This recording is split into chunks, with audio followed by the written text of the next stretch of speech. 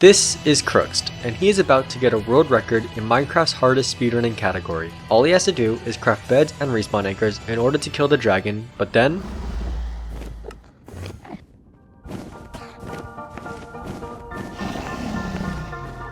While normally a super quick dragon perch is incredibly good luck, in Crookst's case, it's the opposite. Because he wasn't able to make it to the fountain fast enough, he wasn't able to complete the one cycle and claim first place. Choking a PB sucks. Now imagine that, but with a world record. What's even worse about this whole situation is that this is a feeling Crookst is all too familiar with. Now, who is Crookst? Crookst is, in my opinion and many others, the most skillful Minecraft speedrunner. Chad, I don't give a single flying fuck that Crook got it in 1134. I couldn't give less of a shit if I literally tried to. Crookst has 748 of them. I don't care about Crooks's latest sub fucking 12 that he ripped out of his ass. I do not care. But why am I saying this? Well, I think the most prominent evidence I can provide takes place about a year and a half ago. As normal, people were gunning for the world record. However, another major goal was to beat Minecraft in under 10 minutes. At the time, there were only two sub 10 speedruns, a 936 by Rentelda and a 908 by Cube 1337, which was the record at the time. Crookst would manage to become the third person ever to get a sub 10 with his current PB of 9 minutes and 36 seconds. I'm gonna go over this run really quickly. He starts off in a really unique way by stopping at a ruined portal to get gold armor and tools that don't end up being all too useful. After swimming for 35 seconds straight, he stumbles upon a shipwreck that contains iron for tools and a bucket. Using a magma ravine, he enters the nether before 2 minutes passes. 40 seconds later, he's at a bastion to get ender pearls, obsidian, and string for beds. He finds a fortress but isn't able to enter right away. This is because he had no food at this point and had to perform a death reset, which involves using a respawn anchor to get full health and hunger. In an insane stroke of luck, Crookst kills 6 blazes and every single one of them drops a rod, which, as a side note, is a 1 in 64 chance. Exiting the nether at 5:48, he's off searching for the stronghold. Around a minute and a half later, he sees his ocean exposed portal room. Unfortunately, the bastion didn't give him enough string and he had to resort to the string in the library, which lost him about 25 seconds. Finally, he enters the end at 7:36 on world record pace. To compare that with the other sub 10 runs, Cube entered 12 seconds later and Rentelda entered 45 seconds slower. Now, was this a world record? No. Sadly, the dragon took a whole 90 seconds to perch, which didn't allow him to beat Cube's time. And what did Crookst have to say about this? Second place. Whatever, man. Like, it's not world record. I don't really care. Crookst just got a second place time and said, not a world record, who cares? If his goals weren't clear to you before, they sure are now. What could have caused this intense drive for gold? Well, to answer this question, we have to go back a few months before this run. The world record was 9 minutes and 36 seconds. As normal, Crookst is resetting seeds until he finds one that looks promising. Using a technique known as mapless berry treasure, he's able to get materials and food right off the bat. Finding a lava pool underground, he's able to enter the nether with an almost perfect spawn. Right next to a bastion, it allows him to get everything he needs. Something to note is that this particular seed has a fossil in the 00 chunk. For those of you who don't know what this means, it allows Crookst to utilize divine travel. For those of you who don't know what that means, in short, it's a way to find the general area of the stronghold due to how world generation works. Traveling in a random direction, he gets lucky and finds a fortress. After killing 12 blazes, he gets 6 rods. Calculating divine travel, he finds that his optimal blind location is very close to where he already is. Putting a portal down, he travels for 1 minute and 40 seconds to get to his stronghold. It takes him 20 seconds to find the portal room and he's again about to enter on world record pace. But you'll notice Crookst doesn't immediately start placing eyes. Instead, he decides to craft his beds before entering the end. But isn't this a time loss? Yes and no. This is because Crookst is going to attempt a 0 cycle. A 0 cycle was something developed because runners were getting robbed of good times due to a slow dragon perch. I could explain all the intricacies, but that might take a while, so just know that it's a way for runners to kill the dragon by bridging to its flight path and using explosives. The only problem is that it's incredibly hard and doesn't even work on all seeds. With a world record on the line, Crookst is going to attempt a 0 cycle.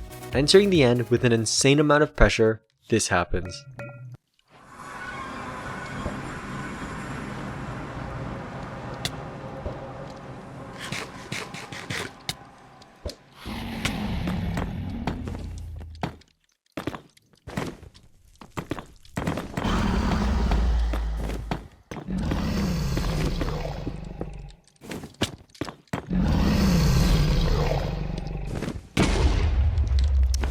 No.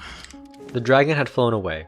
Whether it was due to Crookst being too slow or the dragon just not wanting to cooperate, his best chance of a world record had come and gone. He was still able to finish the run and get a PB of 10:56, but obviously it was a bittersweet one. I'm fucking speechless, dude. Was that world record if he didn't fly away? Dude, I wish he didn't fly away. I would have SIRIO cycled and it would have been the best run ever. Dude, I was shaking so hard, man. I don't know what to say, dude. I haven't even mentioned the craziest part about this whole thing. Crookst had wanted the world record more than anyone else. If you can't tell how hard he grinded for it, then let me tell you this. This PB we just talked about wasn't his first of the day. In fact, literally a few hours before he had entered this seed, he got a PB with a time of 11 minutes and 15 seconds. Oh, that feels pretty good. Might I add, his triangulation in this run was absolutely insane. What? There's no way I hit that. Imagine getting an incredibly fast run for the time and deciding it's not good enough yet. Crookst just had a very large passion to get to the top of the leaderboard unmatched by anyone. So now that he had a world record pace run, what happened next? For the next year, Crookst would post solid runs and PBs on his YouTube. His PB lowered to 10:13, then 10:03, and finally the aforementioned 9:36 where it stands now. But if you can tell by the length of this video, this story isn't over yet. Among the various YouTube videos, you'll find examples of Crookst just being incredibly consistent, multiple super fast blind travels, and not to mention 2 additional sub 10 runs with a 9:57 and 9:44. Crookst was getting multiple sub 10s before it was cool. At the time of these runs, there were only 4 other runners with PBs under 10 minutes and none of them had more than 2. Crookst was just the best. Whether it was mechanics, game knowledge, or even reset efficiency, he was doing it like no other. Getting to the top was where things faltered. Take a look at these 2 runs, both with incredibly fast blind travels. Not even 2 months apart are world record potential runs. These runs were only dying to bad luck, such as a far blind travel. If these runs had perfect luck, then Crookst would have had an unbeatable world record. Now, there's only 2 more runs I want to go over, and the first one kind of shows off how unfortunate Crookst could be. On June 9th, Crookst started a run with one of the most unique seeds ever. This world started off with a ruined portal. Ruined portal runs are good and bad.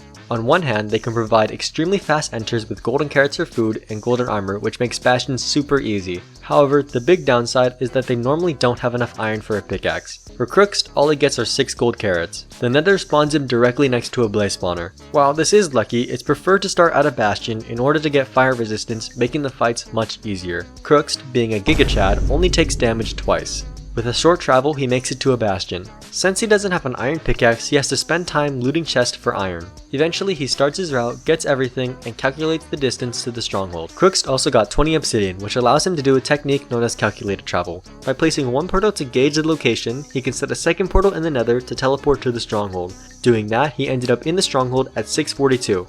After getting wood and locating the portal room, Crookst was once again setting up for a 0 cycle. When he entered,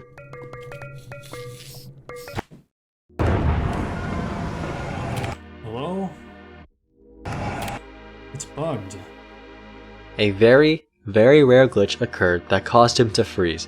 Keep in mind that the world record at this time was a 908, so Crookst was still on pace for a world record even without the 0. However, this opportunity slowly faded away as the dragon flew round and round without perching. Having 2 chances for the world record vanish due to dumb luck would be really disheartening, but knowing Crookst, he would bounce back.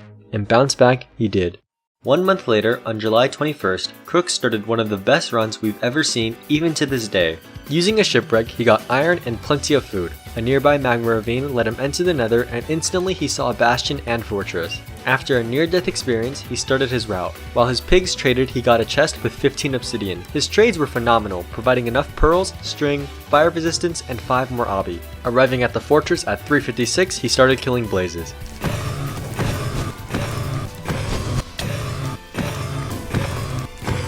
He went 6 for 8 on rods and set down his first portal. A quick measurement later and a few pearls got him to his second portal location. As expected, it put him right where he needed to be. Crookst used a strategy known as preemptive. In short, this allows a runner to find the portal room by using the pie chart. Crookst found the portal room and entered the end for one last time. Except, there was a problem.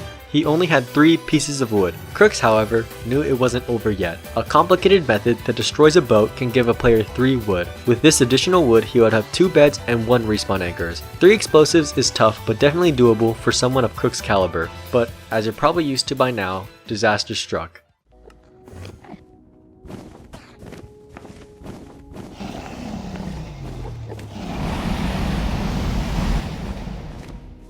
An insta-perch is when a dragon perches as soon as possible. In almost every run, this is a good thing. This run wasn't every other run. In this scenario, it was the worst possible thing that could happen in the end. The run was over. The world record slipped out of his fingers for the 4th time in the end. Assuming Crookst was able to kill the dragon here, this would have been around a 7-minute and 30-second run, and this was about a year and a half ago. Currently, the record is a 7:45. If this seed had gone correctly, Crookst would have had complete domination over the category even to this day. At what point do you give up? For Crookst, it was here. We haven't seen consistent runs on his Twitch or YouTube since then. It really sucks because he was one of my favorite runners. Seeing him get insane paces almost daily was a treat to watch. Over the past years, we've seen new records come and go.